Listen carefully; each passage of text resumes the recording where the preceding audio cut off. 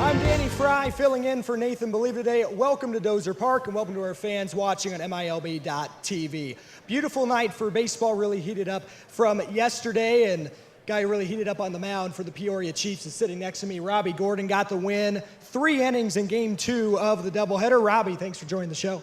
Yeah, thanks for having me. So, Robbie, first we'll start with your background a little bit. You're from the St. Louis area, and you're drafted by the St. Louis Cardinals in 2016. How surreal of a moment was that for you?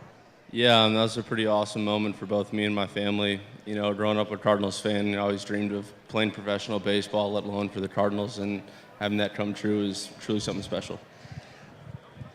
Describe that moment when you found out. I mean, of all teams, did you know that that was possibly going to be, because I know teams come out and, you work out all that stuff.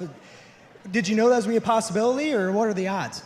So I was picked in the 36th round. So you want to get it over with. It had been a long few days for sure.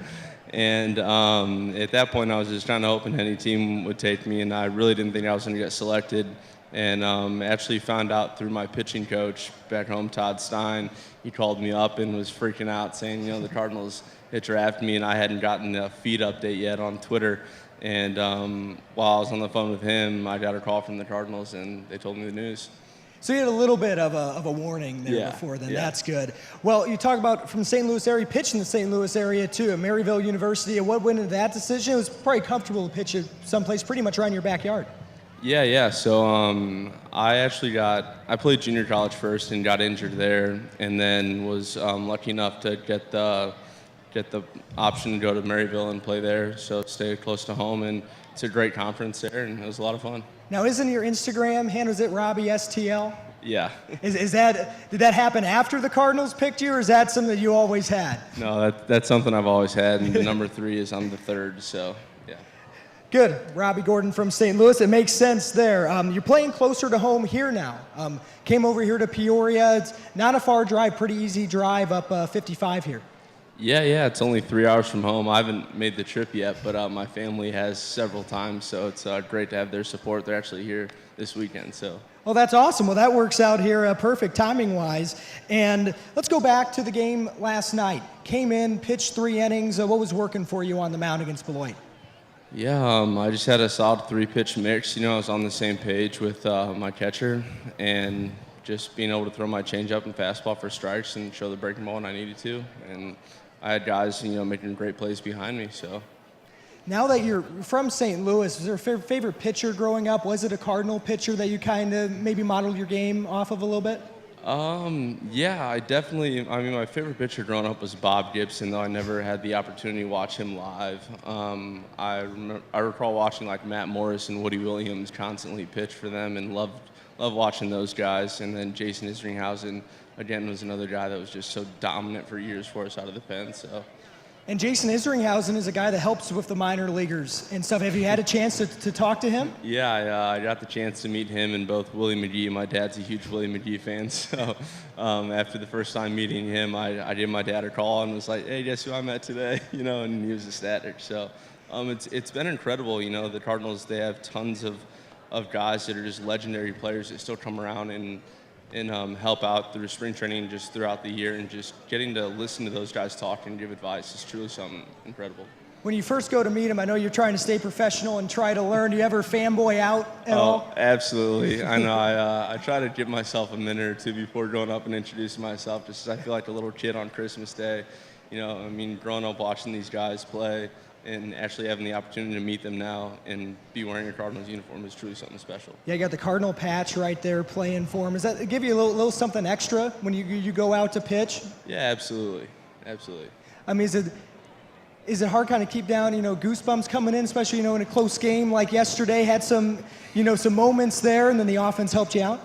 Yeah, having great pitching coaches like Kale and just other coaches throughout the organization, they really help you stay focused, and they constantly preach, just one pitch at a time, just focus on one thing at a time. So just trying to keep my mindset on that really helps me calm my nerves.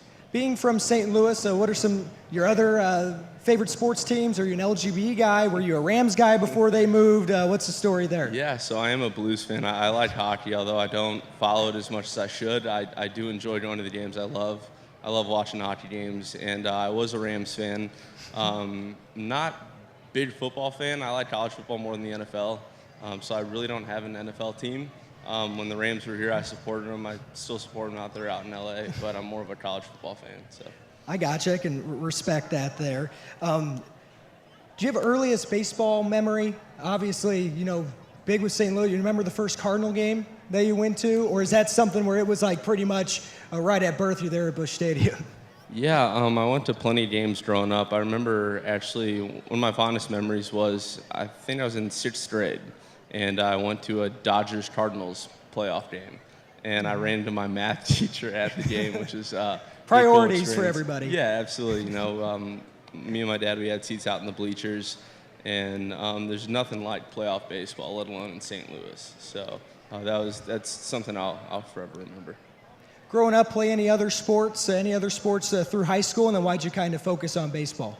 Yeah, so my freshman year of high school, I was pretty small. I was about 5'3", 130 pounds. So I played soccer a lot, played football in like 7th and 8th grade, and got knocked around a little bit just being undersized. So chose the soccer route and played baseball all the way growing up. Started when I was about 5 playing t-ball.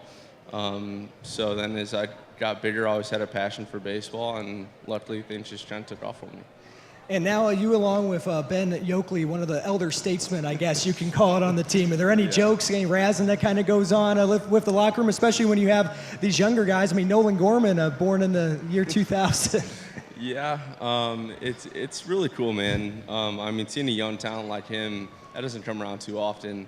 And I mean, he's very mature for his age, and he can swing it too. So it's honestly kind of humbling just watching him go out there and play each day, and the maturity that he brings to the field. Definitely something I admire about him. And but as far as me and Yoakley, they kind of joke around and call us the old seniors on the team and whatnot. But it's all good fun. We got a good mix of guys, both young and old, and yeah, it's a really good clubhouse environment. I'm sure in the clubhouse there's probably a good mix of music and guys talking about movies, probably stuff like that. I mean, there's probably imagine a wide range probably there. Yeah, very wide range. You go around. Going back, Justin here coming out of the bullpen, I mean, as a reliever, what's that been? I mean, starting in college, in high school, going into a reliever role, what's that like coming out of the bullpen? Yeah, so as a starter, it's very regimented. When you're throwing and where you're throwing, and the lineup and whatnot, and the score's always 0-0 when you come in. So out of the bullpen, it's very different. It's much more unpredictable, but you just kind of have to find a routine and just make yourself ready every single day and expect to throw, showing up to the ballpark. All right, Robbie, thanks for the time, and good luck going forward this season. We push towards the playoffs. Appreciate it. All right, thanks, Robbie. All right, so remember here at Dozer Park, a little cheering section going on there for Robbie Gordon. Remember, we have a trucker hat giveaway today. First 1,000 fans get a Peoria Chiefs retro trucker hat. That's presented by our friends over at Busey Bank. It's also Pete Vanaken night and Faith and Family night here at Dozer Park. Fireworks after the ball game tonight. Make sure to stick around for those. Those are presented by Pearl Technology. Homer is turning another year older. He's at the ballpark, and he will have his birthday bash tomorrow. We also have the PNC Family Sunday with all the details for that as usual. Make sure to get there early. First 1,000 fans, all ages, receive a Peoria Chiefs team photo poster. And don't forget the pitch-in for charity tonight. It will benefit Kiwani Athletics, and you can buy tennis ball. You have different players going around selling those. You can also go to the statue and buy those tennis balls for the pitch-in for charity. That's it for the pregame show. Enjoy the game tonight.